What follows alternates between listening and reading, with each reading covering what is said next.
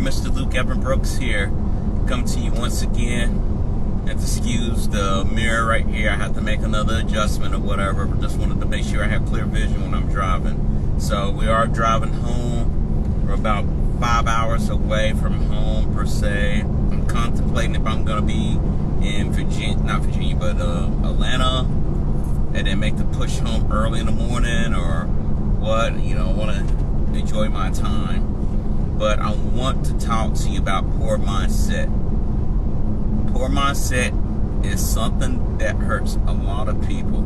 It hurts a lot of people when it comes to trying to get themselves to the next level, trying to get themselves going in the right direction, trying to change what they have situated in their life right now. Too many of us are running into a dead spot, or running into an issue where we're not able to grow because of a poor mindset. Before we do anything about trying to make money online, trying to make money outside of just a regular 9-to-5 job or one source of income, we have to first discipline our mindset. A lot of us do not do that. A lot of us think this is a one and done, and it's not a one and done. It's a constant thing, as if you were to be working out to stay healthy, to maintain a certain weight, as far as eating healthier, as far as you staying away from cigarettes or any vice that can actually harm your body. I've seen where I have friends that would just be on the fence because they're thinking, oh, I don't know, but they don't understand the whole concept about money. And a lot of us don't understand that, right? A lot of us are sitting here thinking that, you know, at the end of the day, I can spend all I want to, but they fail to realize that that's for a limited time if you're looking at it like this. Unless you're going to work the rest of your life. And I don't know about you, but I don't feel like working the rest of my life. And when I mean work, I mean going to a job you do not like. Now, some of you may consider work as far as like going to your business, things like that. And you can call it that if you want to, but you may enjoy it because you got control of it, right? You own it, you run it. You know, you're not sitting here to deal with a boss or whatnot. But it's these other jobs where they treat you crazy, they give you crazy hours, you might be dealing with crazy customers. And trust me, I've been there. I've been there where I've been around racist customers. They're saying lies about me directly to my boss when I'm right behind them, listening. And then they'd be like, oh, hi, how you doing? I literally had that when I was working at AT&T. My boss knew the stuff that they were saying was bull crap. So, the first thing I would tell you this: get yourself around self-help books. I know people laugh at that, and it's not really funny, because that's where it got me where I'm at right now currently, and I'm still involved with self-help books. You can never get too many of those. You know, look at what they're saying. If it makes sense to you, apply it to your life. I remember when I was working at Sanborn. That's a mapping company, and they were contracted with USDA. This is back in 2007, 2008. And, you know, something told me to go get a self-help book, or audio book, or whatever. And listening to it, thinking what I wanted to do, and it really got my mind tuned into the right frequency. And, you know, the job was trying to write me up, you know, over crap, like, oh, you didn't delineate the forest right, you didn't get the right forest type, when literally, with the company, they tell you to go to the supervisor, and the supervisors to help you. So I'm trying to make sure things are right, and I didn't pick up to it till later on while I was there, that they were doing politics, picking who they want to have and who they don't want to have. And that's why I have a whole strong stance against people brown nosing or kissing the ass. I can't do it. It doesn't go too well at the end of the day. And at the end, you know, when you have kids or whatnot, kids are going to look at you and say, what did you do to make a change? Did you sit there and brown nose your way up? Or did you stand up like a man and let the chips fall where they stand? You know, the bow favors, you know, fortune favors the bow, as they say. And you know, they're playing these politic tricks and stuff. And I said, you know, after the second write, because they literally write me up one day and the next day. So after that, we're going to let you go. I said, no, that ain't happening. You know, I'll let you go before you let me go.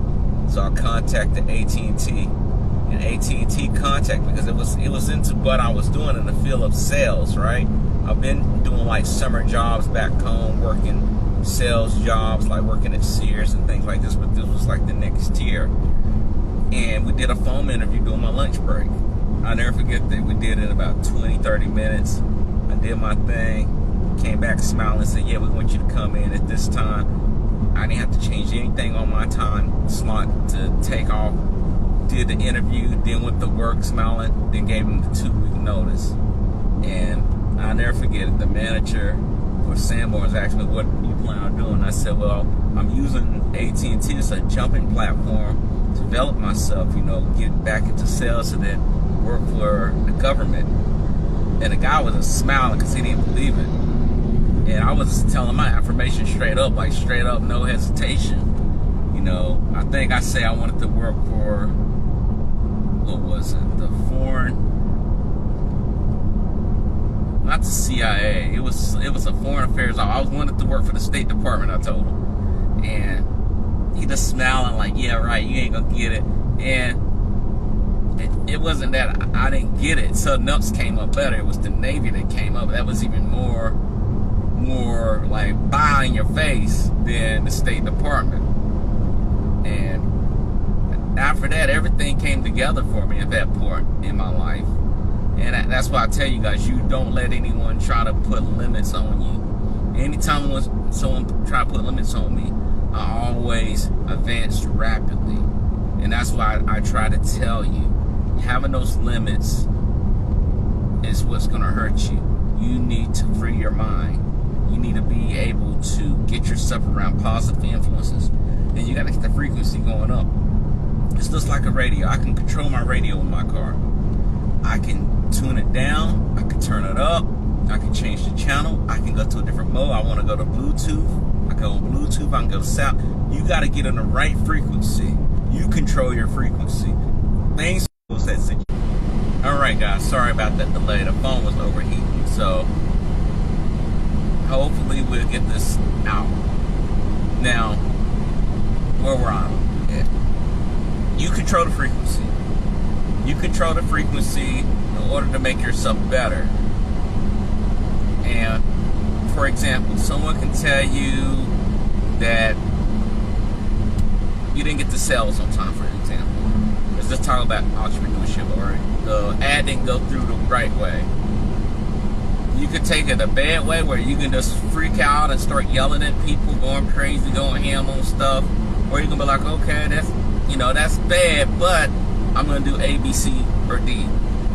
So it's not going to stop the show. And you got to have that mindset. Now, what I do is that I sit here every morning and I say my prayer. I say my prayer. I listen to some motivational speaking, or I read something that's positive, like passages from the Bible. That's just me. That's how I get the mindset in tune, because those were my upbringings. For you, it may be something different. It may be for you to do yoga, right? You may have to do some yoga. You may have to go to the gym. You may do a show in the morning. Whatever you got to do to get your mind in a positive aspect, because that's going to set the tone for the rest of the day. That's going to set the tone where you're allowed to do the things that you need to do. Now, for some folks who don't understand that, let me break it down further.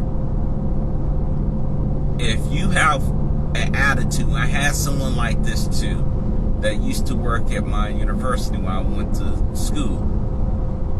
He did not like working at North Carolina A&T State University.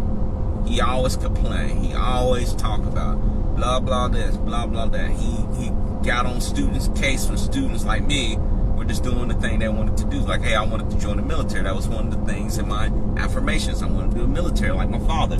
They go, why would you do that for? Why would you do that? Blah, blah, blah. This already got his decision already made up. Like, I don't like it. I don't like what you do. It's not your life. So then I think he's just like that with students. No, people telling in staff is like, hey, you know that director? Because he was like right underneath the dean. Every time they have staff meetings, he will always count backwards. Oh, such and such days until I can leave. Every time, like, staff will get mad. It's like, what is your problem? Like, every day is not that bad. No, blah blah blah blah blah that. And the dean got a hold of what he was saying. He said, you know what? I got one better for you. You're done. And he's like, what do you mean? You don't got a countdown no more. I got your countdown right here. You're done. Meaning he was gone. So now he doesn't open up something because he kept bringing that frequency. In 2 miles, take exit 106 toward I-459 North. He took that frequency, right? And when he brought that frequency over, that frequency took him to another place that he did not want to go because it was unexpected. He had like 300 some days left. And the dean was like, you know what, I'm good. I'm done with you. I don't need you. If you don't want to be here, I won't make you stay here. And that was what it was. But being around the right people is another critical thing you want to have. You want to be around positive people. You don't want to be around people who's always griping, complaining, having all these issues going on in life. And sometimes you know, it's one thing where you're just talking to people and say, okay, this is the situation, right? So be it. They listen to you. They's like, okay, this is my situation. This is what I gotta do. A, B, C, D, E, F, G. But then you're gonna run across people who are like, no, we're gonna make this happen. We're gonna be positive. We're gonna make in half a mile, well. take exit 106 toward I-459 North.